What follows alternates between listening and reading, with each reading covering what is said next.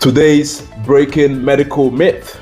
Is it bad to crack your knuckles? Some say it causes arthritis, others believe it's just annoying. But what is the truth? We now go live to our medical correspondent. His name is Nonso. He is a medical student. Over to you, Nonso. Thanks. Let's get right into it. When you crack your knuckles, you're not grinding bones or tearing cartilage. What you're actually hearing is the collapse of gas bubbles in the synovial fluid that lubricates your joints. It's called cavitation, and no, it doesn't damage your joints.